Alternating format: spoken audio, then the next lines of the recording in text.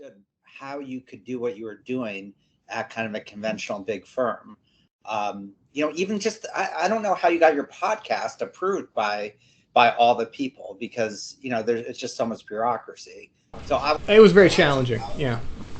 Now, look, the first, so I was at I think you know this. I started the podcast originally, right, and it's very nascent. And now the beta version, this thing called TCPA Land, and I'll tell you, that thing rubbed the firm the wrong way from day one. They hated it. They had the GC listening to every episode, editing everything. I mean, it was awful.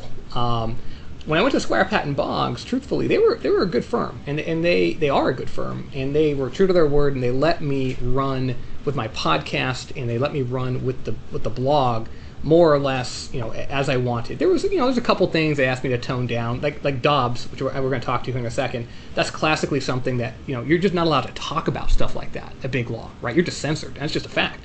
But so things like that, Squire was actually way better than most firms. But at the end of the day, like when you think about how, and again, I don't want anyone to think I'm disparaging Squire Patton Boggs, because they really are a fantastic firm. They do things, in my opinion, way better than most. But when you just think about the bureaucracy more broadly in a large firm, and how things are staffed, and the bills that our clients have to pay, and sometimes, I'm not saying anything's unethical here, and sometimes you do have to have a large team, you do have to defend things, when Jay Edelson rolls around, playing real team defense, but many times it's just like, man, these bills our clients are having to pay, I just scratch my head and think, why? Like, we can do it for less, we can do it more efficiently. It's just the model doesn't afford you the ability to do that. Well, you also have the opportunity to have your own voice and have your own culture. I think it's very hard to do that at a big firm. The larger you get, and this isn't a knock on big firms, but the larger you get, you just become kind of the same. And I hear a lot of, I don't know if you know, like the music videos we put out. Yes. Oh my God. I got what was it? We don't talk about claims rates was stuck in my head for like 5 days. Jay, you're the worst. Actually, I was actually pissed at you for that. But like the number of people on the defense side who are creative and playful, and they're like, I've got a great response to that. I'd love to make a video. I'm like, do it, and they're like, no, there's no way. I'd have to go to, 18 people, 17 of whom would laugh at me. Oh, yeah. No, that's 100% true. I mean, the only reason I was able to do what I did at Squire successfully was because the beta test at that earlier firm was actually wildly successful, right? And it doesn't surprise you to hear. I mean, people love our product. People love the TCPAWorld brand. They love my, open musings in my blog. They love what we're doing with our podcast. So that's the only reason, because I had that credibility, that Squire even let me have what I had, right? But even so, there were still definitely hard limits, and now those limits are gone. And you're right.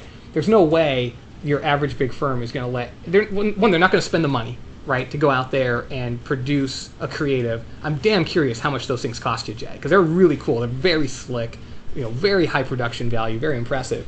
But even getting past the money, the risk, the brand reputational risk, and the truth is, you talk about homogenization, right? These big firms, they have no brand, they have no culture, they have no animus, right? Because they're just this massive group of people, each of whom are their own kind of, mostly duds of personalities, but even the ones that have personality like me kind of get ironed out, right? And you have to fit in with everybody else, or you're an odd duck and you're just not going to succeed.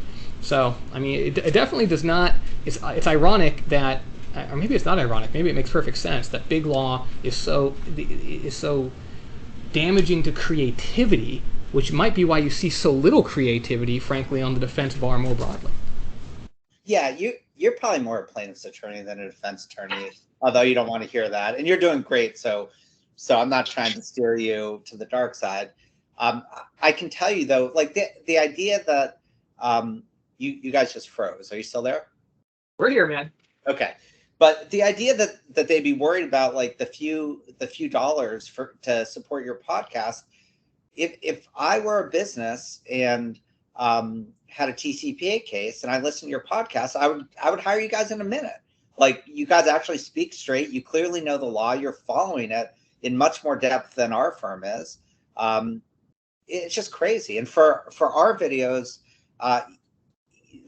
most of the work's actually done in-house. It's Ari Shar is a musical genius, and I spend way too much time, on all of the little nuances of the video. But we do bring in outside help, and the expense though is so small when you compare it. Like, we think of it mostly in terms of recruiting.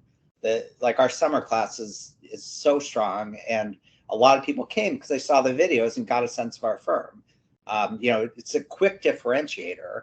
And, for all these big firms will spend unlimited amounts on recruiting. Then you say, well, spend, some tens of thousands of dollars and have like some cool video out there, and your summer class will double. And, they don't want to do that. No, I love it, man. And I was actually curious kind of what the return was on these videos. And folks, if you're watching this, I mean, you really should check out some of Jay Edelson's videos on his YouTube channel. Not to drive you away from my YouTube channel, but I mean, they're fantastic stuff. High production, really, really cool.